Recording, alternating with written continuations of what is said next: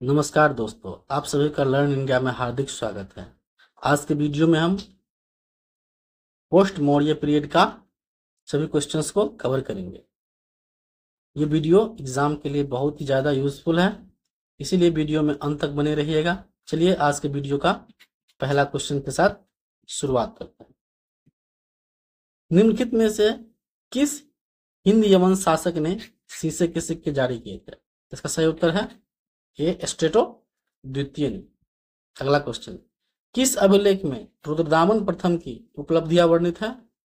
यह जूनागढ़ अभिलेख में इनकी उपलब्धियां का वर्णित किया गया है।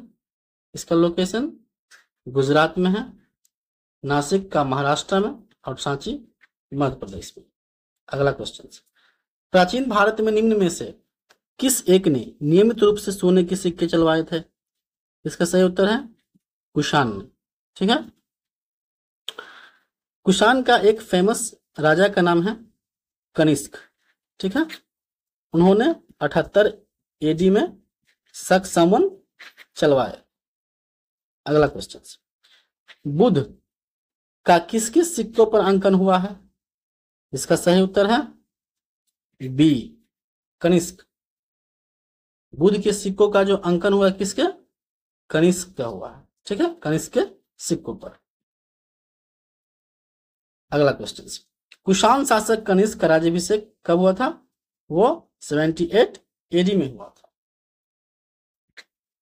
चलिए, उसी समय उसने शक समंत चलवाए। अगला क्वेश्चन, विक्रम एवं शक समंत में कितना अंतर है? इसका सही उत्तर है 135 वर्ष। ठीक है, जब आप विक्रम संवत में जाना चाहते हैं तो उसमें 57 ऐड कर दीजिएगा वर्तमान कैलेंडर में। ठीक है, जब शक संवत में आना चाहते हैं तो वर्तमान कैलेंडर में 78 कम कर दीजिएगा, घटा दीजिएगा, तब हम लोग 57 प्लस करके विक्रम संवत में चल जाएंगे और 78 घटा करके शक संवत में आ जाए। ठीक है, अगला क्वेश्चन, अश्वघोष किसका समकालीन था? अश्वघोष जो था वह कनिष्क का समकालीन था। चलिए, अश्वघोष जो कनिष्क का क्या था? वह राजकवि था। कौन? अश्वघोष। चलिए, अब देखते हैं कि अशोक को पुराण में क्या कहा गया है। ठीक है, अशोक वर्धन कहा गया है और चंद्रगुप्त द्वितीय को जो दूसरा नाम है वह विक्रमादित्य है। ठीक है, और हर्षवर्धन का जो एक टीका लिखा गया है, उस पे एक अभिलेख लिखा गया है, वो किसने लिखा है? हर्षचरित, वह वान भट्ट ने लिखा है। ठीक है, अगला क्वेश्चन, पुष्यमित्र शुंग द्वारा 2 अश्वमेध यज्ञ किए जाने के बारे में जानकारी कहां से मिलती है? तो यह अयोध्या लेक से मिलती है। ठीक है, हाथी गुम्फा लेक की जो लोकेशन है वह कहाँ है? वह ओडिशा के उदयगिरी गुफा में। ठीक है, सारनाथ कहाँ पे है? यूपी में वाराणसी। चलिए, अगला क्वेश्चन, शुंग वंश के बाद किस वंश ने भारत पर राज किया था? तो शुंग वंश के बाद किसने किया था? कान्वा वंश ने। ठीक है, कान्वा वंश का फाउंडर कौन है? वासुदेव। चलिए, कुषाण वंश का कुजुल कड़फिसेस, गुप्त वंश का श्रीगुप्त। ठीक है, सातवाहन वंश का सिमुक उसका फाउंडर था। अगला क्वेश्चन, मौर्य के बाद दक्षिण भारत में सबसे प्रभावशाली राजा कौन था? इसका सही उत्तर है सातवाहन। चलिए, सातवाहन वंश का संस्थापक अभी हम लोग देखे हैं कौन है? सिमुक। ठीक है, और इसने सातवाहन वंश ने क्या किसको? कनव वंश के बाद आया था। तो कनव वंश का जो राजा था सुशर्मा, क्या नाम है? सुशर्मा को वध कर दिया था, तब इसने कनव वंश सातवाहन वंश की स्थापना की थी। ठीक है, अगला क्वेश्चन, किस चीनी जनरल ने कनिष्क को हराया था? तो इसका सही आंसर है पेंचाओ। पेंचाओ था चीनी जनरल, उसने कनिष्क को हराया था। ठीक है, कनिष्क जो थे वह पेंचाऊ का जो सिस्टर था उनसे शादी करने के प्रस्ताव भेजा था, परंतु पेंचाऊ ने मना कर दिया। तब कनिष्क उन पर आक्रमण कर दिया और वह आक्रमण में हार गए। ठीक है, अगला क्वेश्चन, बाल विवाह प्रथा प्रारंभ कब से हुई? ठीक है, इसका सही उत्तर है कुषाण काल। कुषाण काल से बाल विवाह प्रथा आरंभ हुई। ठीक है, चलिए, इसमें बाल विवाह की जो आयु थी वह कितना था? 8 साल से लेकर के 10 वर्ष रखी गई। चलिए, अगला क्वेश्चन, अफगानिस्तान का बमयान किस लिए प्रसिद्ध था?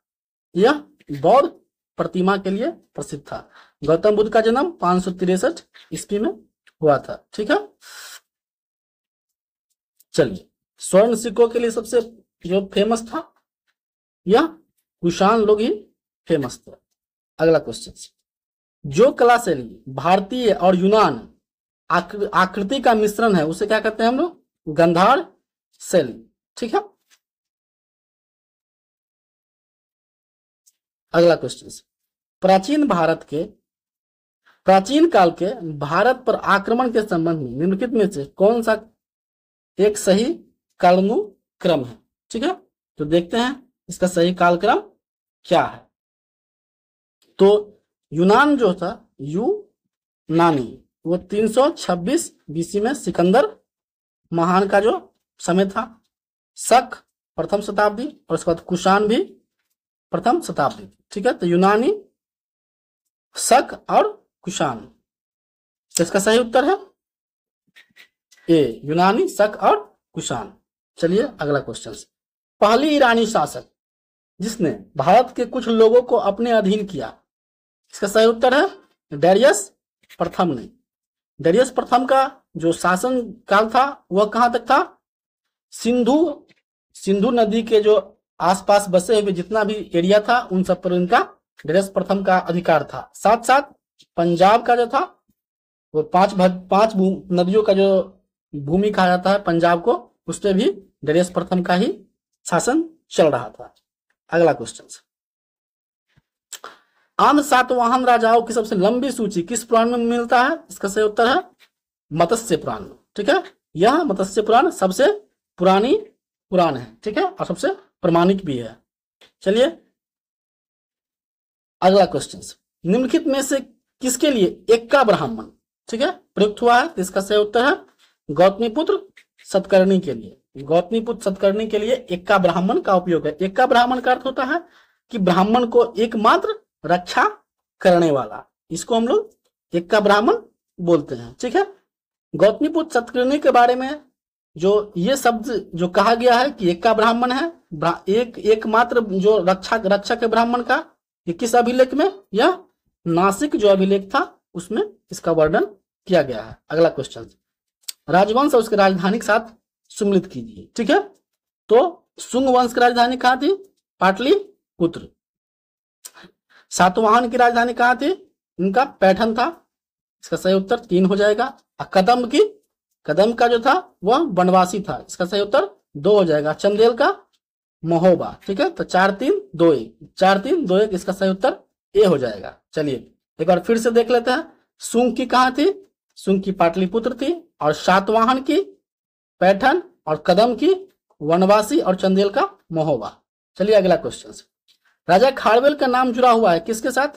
राजा खारवेल का नाम जुड़ा हुआ है हाथी गुम्फा अभिलेख के साथ। ठीक है, इस हाथी गुम्फा अभिलेख का लोकेशन है उदयगिरी ओडिशा में। सारनाथ कहाँ पे है? यूपी, वाराणसी, और जूनागढ़ गुजरात में। जूनागढ़ कहाँ पे है?